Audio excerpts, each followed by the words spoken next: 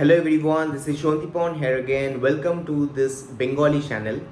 আজকে আমি এখানে অপশন ট্রেডিং কিভাবে আপনাদের জীবনকে বরবাদ করে দিতে পারে এই বিষয়ে আমি আজকে এখানে এই ভিডিওটা তৈরি করছি। তা প্রথমেই আমি আপনাদেরকে বলতে চাই যে আমরা যে পয়সা কামাই যেভাবে খুশি, সেটা আমরা ব্যবসা করে আমরা কামাই, আমরা চাকরি করে কামাই বা কোনো প্রফেশন থেকে কামাই, এই পয়সাটা খুবই মূল্যের টাকা। বা এটাও হতে পারে যে আমাদের বাবা মারা তাদের খাটুনির টাকা সেটা আমাদেরকে হয়তো ধার দিচ্ছে, বা এটাও হতে পারে যে আমাদের হয়তো বাবা ঠাকুরদা তাদের থেকে আমরা ইনহেরিট করেছি সেই টাকাটা বা সেই সম্পত্তিটা, এবং সেই টাকাটাই হয়তো আমরা অপশনস ট্রেডিংয়ে আমরা ইউজ করছি। অনেক সময় এরকমও আমরা দেখেছি যে অনেকে লোন নিয়েও অপশনস ট্রেডিংয়ে চলে যায়। তো আমি আজকে এখানে আপনাদেরকে বোঝাবো যে অপশনস ট্রেডিং কেন এত রিস্কি হয় এবং ওটা আপনাদেরকে জীবনের পুরো একদম অন্তিম লগ্নে আপনাকে পৌঁছিয়ে দিতে পারে খুব তাড়াতাড়িভাবে। তো প্রথমত আপনাকে আমি এইটা বলি যে আমি নিজের ক্ষেত্রে আমি কী করেছিলাম, তাতে আপনি একটা বুঝতে পারবেন। আমি সব জিনিস এক্সপেরিমেন্ট করতে খুব পছন্দ করি। তা আমি এই জিনিসটা বলতে পারি যে যত জিনিস আমি এক্সপেরিমেন্ট করেছি তার মধ্যে আমি ক্রিপ্টোজের মধ্যে আমি লস করেছি এবং আমি অপশানস ট্রেডিংয়েও আমি লস করেছি। আমি ইন্ট্রাডেতে খুব একটা করিনি, আমি খুব একটা বেশি করতে পারিনি, ইন্ট্রাডে করিও নি আমি বলতে পারেন খুব একটা, কারণ আমি জিনিসটা বুঝতাম না এবং আমার টাইম সেরকম পারমিট করেনি। কিন্তু ইন্ট্রাডেও যেগুলো আমি করেছি কয়েকটা স্পেকুলেটিভ বলে যেগুলো ট্রেডিং আমরা বলি, ওই স্পেকুলেটিভ ট্রেডিং করেছি। যে হ্যাঁ, আমি আজকে দেখতে পাচ্ছি যে ওর অর্ডার বুক প্রচুর বেশি আছে, ওই অর্ডার বুক দেখে আমি একটা বাই অর্ডার, প্রথম থেকে এম অর্ডার আমরা যেটাকে বলি যে আফটার মার্কেট অর্ডার, আমি মেরে রেখে দিয়েছিলাম। তো সেখান থেকে আমি এনবিসিসি বলে একটা শেয়ার ছিল, সেই এনবিসিসি শেয়ারে আমি ওটাতে স্ক্যাল্পিং করেছিলাম।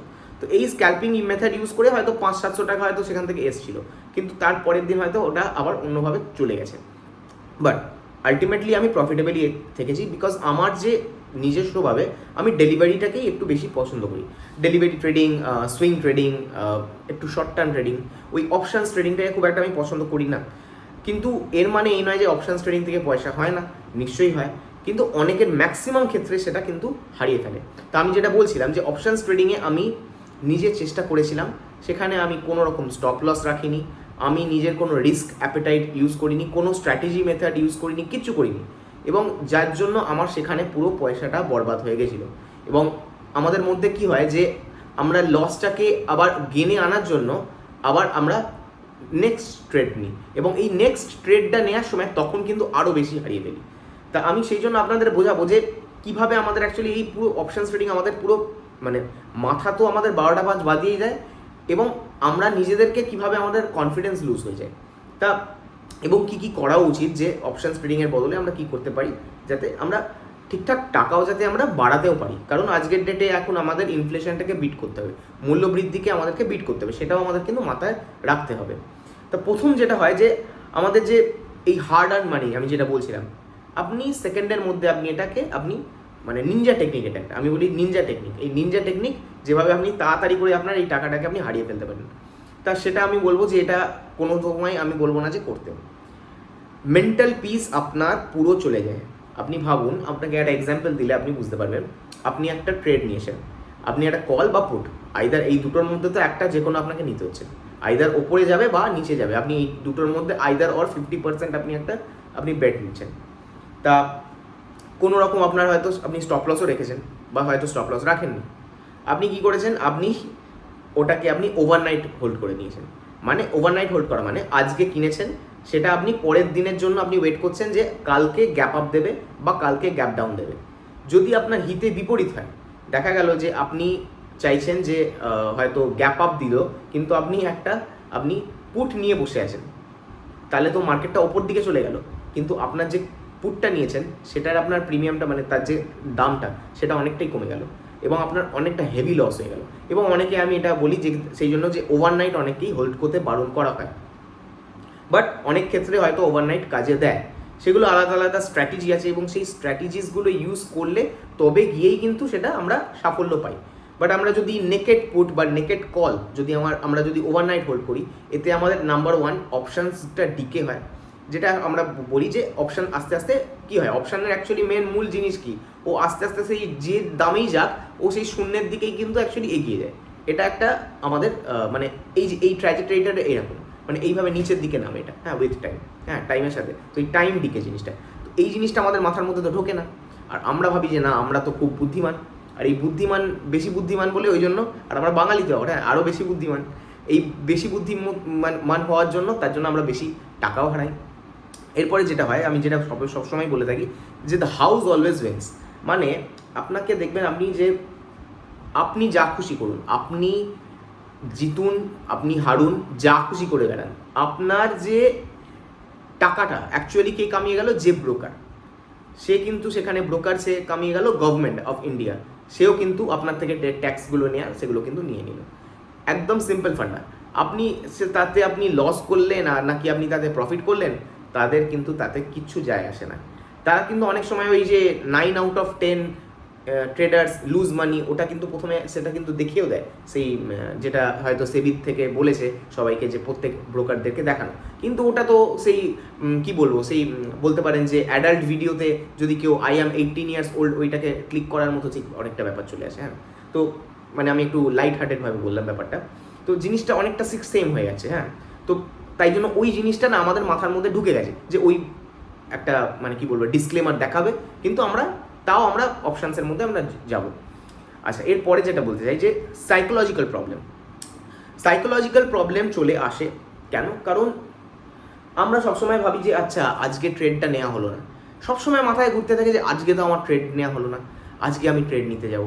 আমার এক বন্ধু আছে, আমি তাকেও চিনি, যে সে পাগল হয়ে যায় যে না আমাকে আজকে ট্রেড নিতে হবে।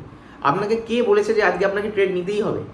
সবসময় মার্কেট আপনাকে অপরচুনিটি দেবে, এটা আপনাকে আমি সবসময় বলে থাকতে। আমি 2-3 বছরের যে আমার 2-3 বছর বলবো, কারণ আমি কোভিডের সময় থেকে, আমি কোভিডের ঠিক পর থেকে মোটামুটি 2021 সাল থেকে আমি আজকে 2024 সাল, 3 বছর আমি মোটামুটি মার্কেটের মধ্যে থেকে যেটা আমি বুঝতে পেরেছি যে কোনো সময় আপনি একটা মানে আপনি যখন খুশি you will always get opportunity সব সময় আপনি পাবেন। তাই জন্য কোনো সময় এভাবে ভাববেন না যে আজকে আমি অপরচুনিটি হারিয়ে ফেললাম বলে আমার জীবনটাই শেষ হয়ে গেল।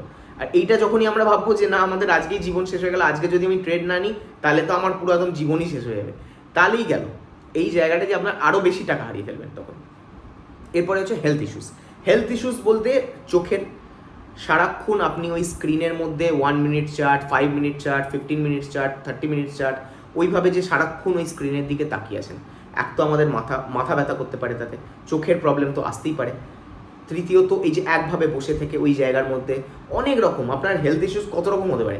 এক জায়গায় ভাবুন তো, ওইভাবে কনসেন্ট্রেট করে আপনি দেখে যাচ্ছেন যে আপনার ব্রেকআউট হচ্ছে কিনা, ভলিউম ক্যান্ডেল তৈরি হচ্ছে কিনা, নানান ধরনের আপনি মানে প্যাটার্নস মাথার মধ্যে আপনি ভাবছেন এবং ভাবছেন যে আমি এখন কি নেবো না, অনেক কিছু। তখন আপনার সেই টেনশনটাও আপনার মাথার মধ্যে যাচ্ছে এবং এটাও যাচ্ছে যে না আমি একটা মিস করে গেলাম চান্স।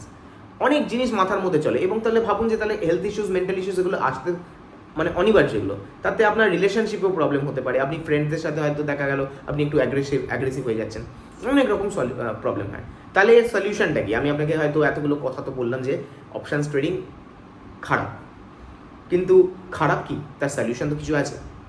আমি সবাইকে প্রথমেই বলবো যে যারা জানেন না অপশানসের ব্যাপারে, কিচ্ছু জানেন না, যে ঠিক আছে আপনি শুধু দেখছেন যে কেউ নিচ্ছে কল, কেউ নিচ্ছে পুট, কেউ আবার আপনি দেখেছেন হয়তো যেটা আমরা বলি কি বলে ডেরিভেটিভস আমরা যেটাতে বলি, মানে এক কথায় হচ্ছে যে স্টক ডেরিভেটিভস, মানে এক কথায় যেগুলোতে আপনার F&O আমরা বলি, যেগুলো আপনার নিফটি 50-তে যে স্টকসগুলো আছে ওগুলোতে আপনার ফিউচার্স অ্যান্ড অপশানস আলাদা করা যায়। মানে ওই একটা ধরুন রিলায়েন্সের স্টক, ধরুন রিলায়েন্সের স্টকের ওপর আপনি কল বা বাই, মানে কল বা পুট আপনি মানে প্রেডিক্ট করছেন, তো সেইগুলো হয়ে থাকে।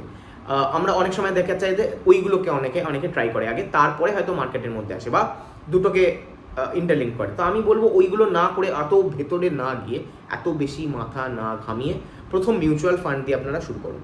মিউচুয়াল ফান্ড এমন একটা জায়গা যেখানে আপনি আপনার যে পয়সাটা আপনি একটা এমন ব্যক্তিকে দিচ্ছেন যে আপনার জন্য ওয়েলথ ক্রিয়েট করে দিচ্ছে। সেটা হয়তো আপনি একদিনে বুঝতে পারবেন না, কারণ আর আমাদের মধ্যে ধৈর্যটা খুব কম। আমাদের এই ধৈর্যরই খেলার জন্যই কিন্তু এই যত টাকা কিন্তু এই ব্রোকাররা বানিয়ে নিয়ে চলে যায়।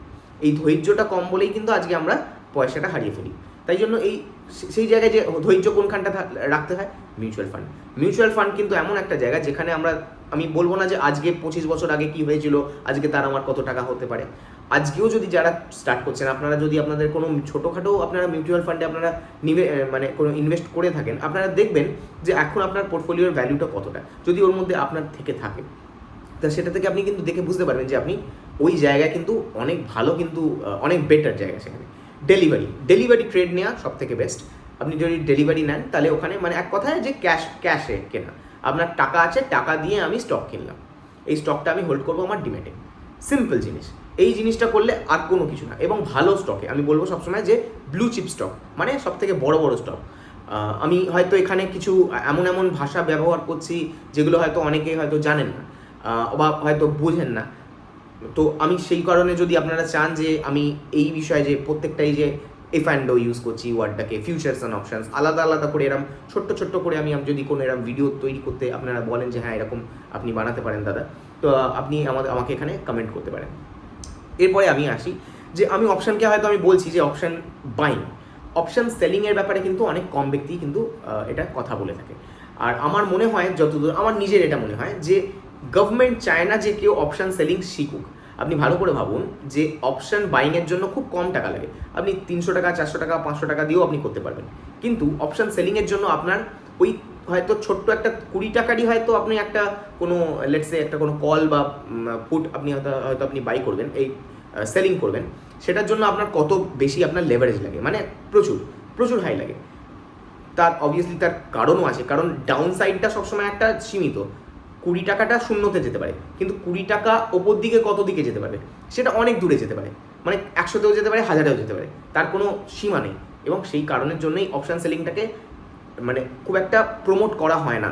কিন্তু আপনারা যদি আয়রন কন্ডার স্ট্র্যাটেজি বা আয়রন ফ্লাই স্ট্র্যাটেজি, এই স্ট্র্যাটেজি যদি আপনারা ইউজ করেন, তাহলে কিন্তু আমি বলবো যে আপনারা এই স্ট্র্যাটেজি ব্যবহার করে একটা ঠিকঠাক ক্যাপিটাল নিয়ে, কারণ এখানে ক্যাপিটালটা হচ্ছে খুব ইম্পর্টেন্ট। অনেকেই ভাবে যে না আজ এটা 500 টাকা দিয়ে শুরু করে দেওয়া যায়। যদি আপনারা না জেনে থাকেন, এর জন্য মিনিমাম 5 লাখ টাকা আপনার কাছে ক্যাপিটাল থাকা উচিত। আমি আপনাকে বলে দিচ্ছি আজকের ডেটে 5 lakhs is the minimum capital. এই ক্যাপিটাল দিয়ে শুরু করা, তারপর তো আমরা তার মধ্যে থেকেও আমি বলবো যে 5 লাখ টাকা দিয়ে শুরু, 5 লাখ টাকার ক্যাপিটালটা আমাদের কাছে থাকলো, সেখান থেকে আপনি ইউজ করলেন আপনার হয়তো 20% বা 30% তার ক্যাপিটাল। মানে হয়তো আপনি ইউজ করলেন যে কী বলবো, আপনি 5 লাখের আপনার তাহলে কত আপনি 1/5 ইউজ করতে পারেন, মানে 1 লাখ 2 লাখ টাকা এরকমও ইউজ করতে পারেন। এইভাবে আপনি ইউজ করলেন, তাতে আপনার কী হবে, আপনার অনেকটা কিন্তু রিস্কটাও হেজ হওয়া থাকবে। হ্যাঁ, এটা কিন্তু আমি আপনাকে বলবো। এরপরে আমি এটা বলবো যে স্টপ লস খুব ইম্পর্টেন্ট। স্টপ লসটাকে বানানো সেটা নিজস্বভাবে একদম পুরো হয়। অনেক ক্যান্ডেল দেখে তৈরি করে যে আচ্ছা আগের ক্যান্ডেলটার যেটা উইক আছে সেটার যে নিচে যে লোটা আছে ওইটা দেখে আমি স্টপ লসটাকে তৈরি করব। অনেকভাবে স্টপ লসের নিজস্বভাবে স্ট্র্যাটেজি বানায়। তো স্টপ লস রেখে আপনারা অপশানসগুলোকে মানে যদি অপশান বাই করেন, তাহলে স্ট্রিক্ট স্টপ লস, মানে স্ট্রিক্ট মানে একদম স্ট্রিক্ট, যে ওইখানে আমি বেরিয়ে যাবো, মানে বেরিয়ে যাবো। এখানে কোনো রকম ইমোশনাল কল নেই। ট্রেডিং এমন একটা জায়গা যেখানে আপনার ইমোশনাল কাজ নয়, এটা এমন একটা জায়গা। অন্য জায়গায় আপনি হয়তো যখন আপনি ডেলিভারি নিচ্ছেন কোনো একটা লেটসে কোনো একটা স্টকে, তো তার প্রতি হয়তো একটা আপনার ভালোবাসা হয়তো জন্মাতেই পারে যে না আমাকে এই স্টকটা কিন্তু ভালো রিটার্ন দিয়েছে আমাকে 2-3 বছর ধরে, তা আমি আবার এটাতেই আমি লাগাবো। তাই এটা আমি দেখেছি। তা সেটাও একটা ওয়ান টাইপ অফ আপনি বলতে পারেন একটা ইমোশনাল কল। দেখা গেল সে হয়তো আপনাকে লসই করে দিল। তা সেই জন্য আমি আপনাকে বলবো যে ট্রেডিং কিন্তু অন্য রকম পুরো। ওখানে আপনি কোনো রকমভাবেই মাথাতে এটা নিয়ে আপনাকে চলতে হবে যে আমার ফার্স্ট হচ্ছে আমার লস, তারপরে আমার হয়তো কীভাবে আমি মানে লসটাকে কী করে আমি মিটিগেট করবো, এটা হচ্ছে প্রথম আপনার জায়গা। তারপরে আমি কী করে প্রফিট করবো ওটা কিন্তু পরে। কিন্তু আমাদের মাথায় সবসময় করে যে আমি প্রফিট কী করে করবো, আর যার জন্যই কিন্তু মেন প্রবলেমটা হয়। এই যে রিস্ক ম্যানেজমেন্টটা আমরা করতে পারি না যার জন্য। তা আমি আপনাদের হয়তো অপশানসের ব্যাপারে অনেক কিছুই বললাম, আপনাদের তার সলিউশনও বললাম যে আপনার সেটাকে না করে আপনি কিভাবে ঠিকঠাক প্রসেসেও আপনারা কিভাবে এগোতে পারেন, অপশানসেও আপনারা এগোতে পারেন। যদি আপনারা একদমই কিছু নোভিস একদম হন, কিছু না জানেন, তার জন্য আপনারা মিউচুয়াল ফান্ড বা নর্মাল স্টক কিনে ডিম্যাটে সেটাকেও আপনারা ব্যবহার করতে পারেন। তা আমি বলবো না যে এটা খারাপ কোনো রকমভাবেই, সব জিনিসই ভালো। হ্যাঁ, তৈরি হয়েছে মানে তার মধ্যে কিছু ভালো তো আছে, কেউ না কেউ তো তার মধ্যে ফায়দা পাচ্ছে, কিন্তু আমাদের বুঝতে হবে যে সেই ফায়দাটা কিভাবে নিতে হবে, এই হলো ব্যাপার। তা আপনার যদি এই ভিডিওটা ভালো লেগে থাকে অবশ্যই সাবস্ক্রাইব করবেন চ্যানেলটা। যদি এত অবধি থেকে থাকেন তাহলে লাইক করবেন, বাটন একটা দিয়ে দেবেন। এই চ্যানেলটা আমি নিজস্বভাবে খুলেছি, আপনারা আমাকে অনুরোধ করেছেন যে একটা এরকম চ্যানেল খোলা হোক যাতে বাংলার মধ্যে এইরকম এই ডিসকাশনসগুলো যাতে আমরা করতে পারি, কারণ আমরা এই ডিসকাশনসগুলো জেনারেলি ফেসবুকে আমরা দেখে থাকি। তা আমি চেষ্টা করব আপনাদেরকে এরকম এরকম personal finance and banking and economic এইসব জিনিসের আপনার ওপর অনেক কিছু এরকম আরও ভিডিওগুলোকে বানাতে। এবং আপনাদের যদি ভালো লেগে থাকে আপনাদের ফ্রেন্ডসদের সাথেও শেয়ার করবেন এই ভিডিওগুলোকে। তা এই বলেই আমি এই ভিডিওটাকে সমাপ্তি করছি। See you in the next video, till then bye by.